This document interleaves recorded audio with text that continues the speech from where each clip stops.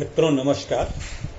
दिव्यांगम channel में आज एक बार फिर आपका दोस्त, आपका साथी विष्णुकांत मिश्र अपने साथ एक नए मेहमान को लेकर के उपस्थित है। मैं उन मेहमान का परिचय कराने से पहले उनके विषय में 4 लाइनें कहना चाहूंगा।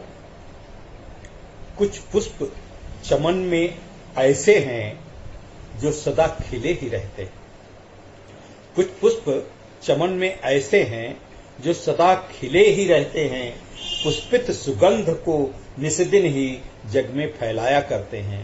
पुष्पित सुगंध को निस्दिन ही जग में फैलाया करते हैं। अखिलेंद्र रिटायर होकर भी दिव्यांगों हितों समर्पित हैं। दिव्यांगों हितों को समर्पित हैं। निःशक्त जनों के हितकर सब नियम बताया करते हैं। दिव्यांग जनों के हितकर ही सब नियम बताया करते हैं। तो जी हां, उत्तर प्रदेश के दिव्यांग जन सशक्तिकरण विभाग के पूर्व डिप्टी कमिश्नर अखिलेंद्र कुमार जी ने अपनी कृपाल स्वीकृति प्रदान की है कि हम उनसे अनुरोध किया और उन्होंने बहुत अपनी स्वीकृति प्रदान करके हमें अनुग्रहित किया है कि वे प्रत्येक गुरुवार को आपके दिव्यांगम चैनल में आपको संबोधित करेंगे। अखिलेंद्र सर शुरू से ही अपने सेवा काल में भी बहुत सक्रिय थे और आज भी दिव्यांगों के लिए सदा सर्वदा समर्पित रहते हैं और दिव्यांगों के लिए हर एक कार्यक्रम में पहुंचते हैं। दिव्यांगों को हर एक कार्यक्रम में सशक्तिकरण के लिए जितना भी जो कुछ संभव है वो करते रहे हैं।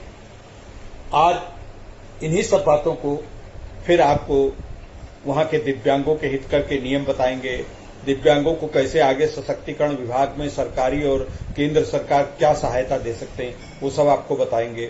आपकी समस्याओं को भी आगे चल के वो समाधान करने का प्रयास करेंगे। आज से मतलब प्रति गुरुवार को आपके समक्ष इसी चैनल पर, इसी दिव्यांगम चैनल पे वो उपस्थित होते रहेंगे। और एक बात और मैं आपसे साझा करना चाहता हूं कि आदरणीय उत्तर प्रदेश दिव्यांग सशक्तिकरण विभाग में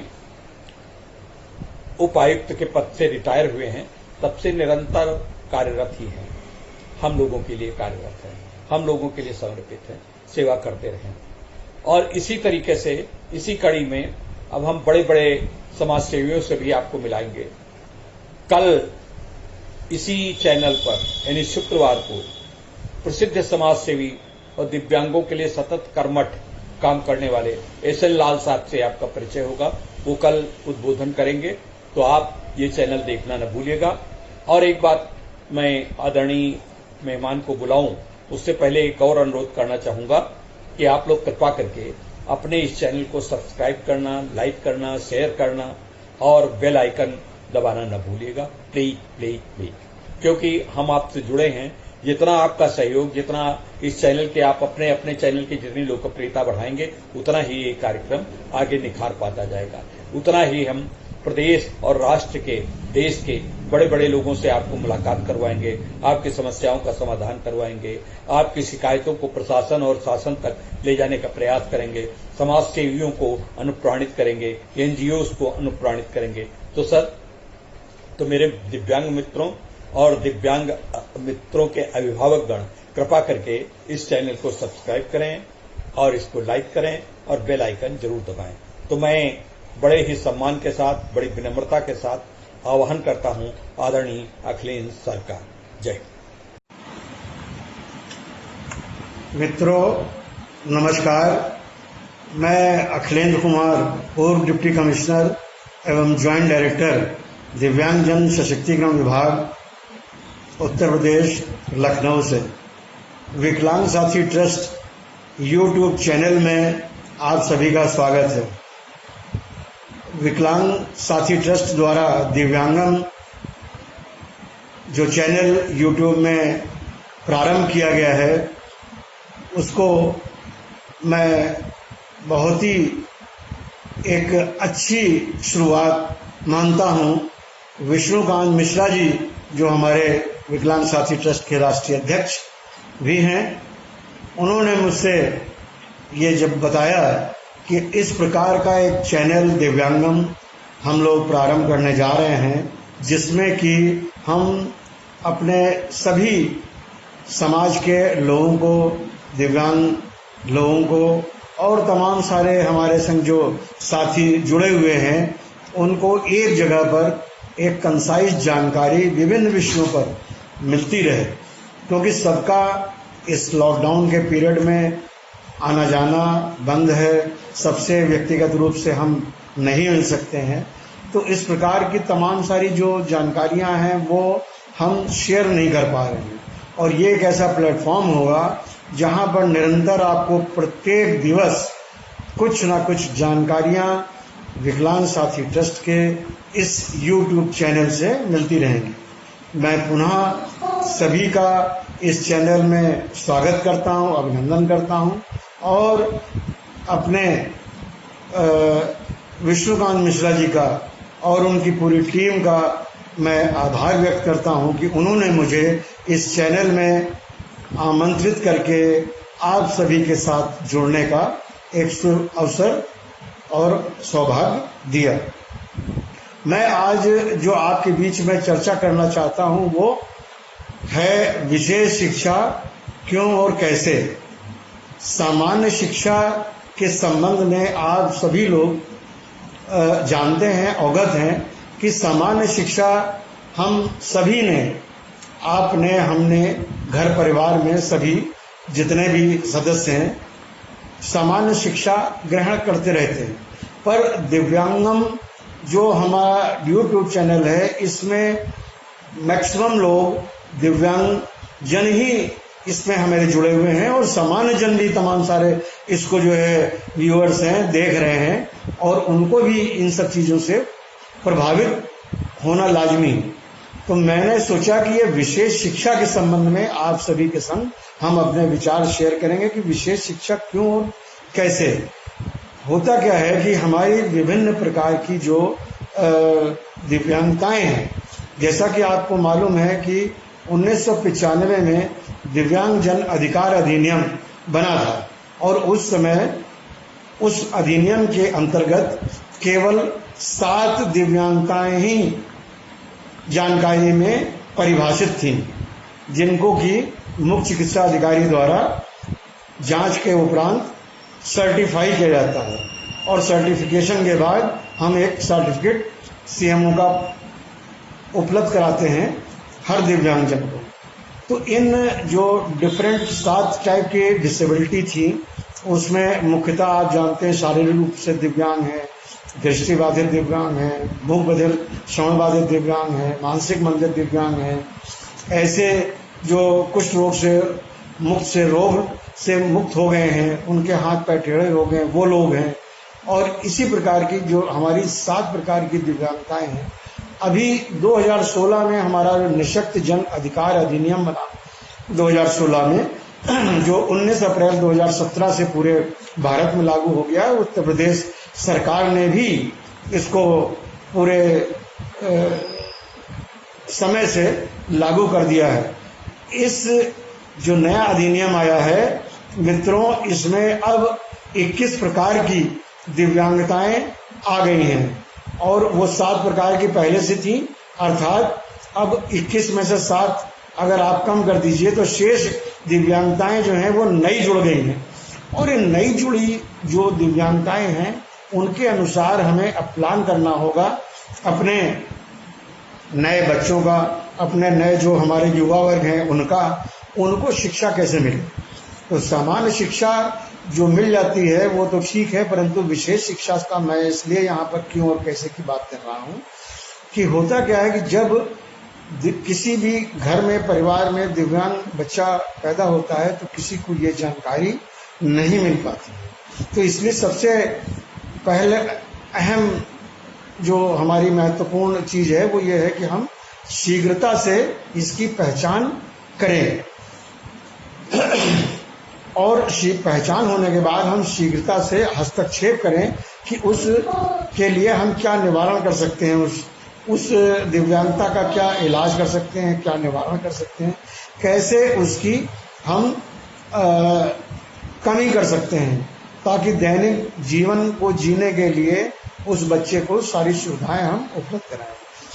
अगली चरण में यह आता है कि हम सामान्य बच्चे का स्कूल में प्रवेश दाखिला कराने के लिए 2.5 साल 3 साल के बच्चे होने के पूर्व ही सोचना चालू कर देते हैं, परंतु जहां दिव्यांग बच्चे हैं उनके परिवार में आदमी चूंकि इतना तनाव में रहता है, ये सोचना ही भूल जाता है कि हम इस बच्चे को शिक्षित भी करना है। और जब वो शिक्षा की बात आती है तब तक काफी देर हो जाती है और समय काफी निकल चुकता है। तो मान लीजिए हमारे दिव्यांग परिवार में जो है बच्चा दृष्टिबाधित है, मानसिक मंदित है, श्रवण बाधित है, पोलियो से ग्रस्त है या अन्य शारीरिक विकलांगताएं हैं, सेरेब्रल पॉलिसी है या और तमाम सारे आजकल हीमोफीलिया है, इस टाइप की जो नई बीमारियां हैं और नई दिव्यांगताएं हैं, उनको देखते हुए हमें प्लान करना होगा कि हम बच्चे को विशेष शिक्षा 3 साल की उम्र से ही दिलाना चालू करें।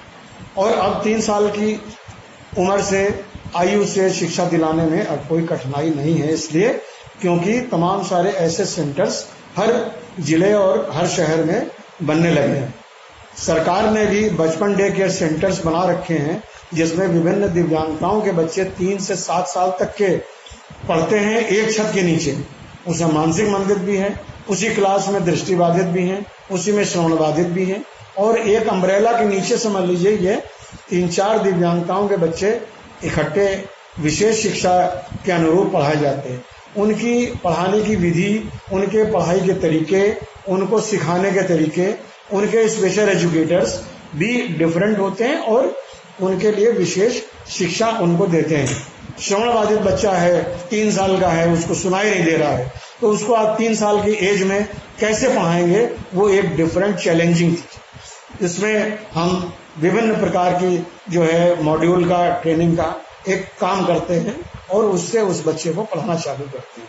जो दृष्टिबाधित बच्चा है 3 साल का 4 साल का, उसको शुरुआत से ही हम ब्रेल का अनुभव अगर देना चालू करेंगे तो वो वैसे ही पढ़ेगा और उसको सीखेगा। इसी प्रकार से मानसिक मंदित बच्चा है, शारीरिक रूप से विकलांग बच्चा है, चल फिर नहीं सकता, एक जगह बैठा रहता है, सेरेब्रल पॉलिसी का है, लेटा ही रहता है, उसका मूवमेंट नहीं है, तो उसको फिजियोथेरेपी के साथ साथ, स्पीच थेरेपी के साथ साथ, ऑक्यूपेशनल थेरेपी के साथ साथ, हंसी हंसी में, बातों बातों में तमाम सारी विशेष शिक्षा के तरीके हैं उनको हमें शिक्षित करने के लिए। ये तो एक हमने बहुत ही प्रारंभिक अर्ली जो स्कूल रेडीनेस के लिए बात करी। इसके बाद अगर बच्चे को हमने प्रशिक्षित कर लिया है और बच्चा बड़ा हो गया है, 5 साल का 6 साल का हो गया है, तो हम उसको बेसिक और प्राइमरी विद्यालयों में सरकार के डाल सकते हैं। और जो हमारे विशेष विद्यालय बने हुए हैं, चाहे वो हमारी स्वैच्छिक संस्थाओं द्वारा संचालित हो और चाहे वो हमारे दिव्यांग जन सशक्तिकरण विभाग द्वारा संचालित हो, बेसिक शिक्षा विभाग द्वारा संचालित हो, इन विद्यालयों में भी विशेष शिक्षक मौजूद हैं और वहां पर इनको हम उनकी दिव्यांगता के अनुरूप समस्त शिक्षाएं देते हैं। तो इसके बाद जो हमारा इंटरमीडिएट आता है, माध्यमिक जो क्लासेज आती हैं, उस क्लासेस के लिए भी हमारे दिव्यांग विभाग के भी तमाम सारे ऐसे विद्यालय हैं, विशेष विद्यालय हैं, दृष्टिबाधित विद्यालय, मानसिक मंदित के लिए, श्रवण बाधित के लिए है।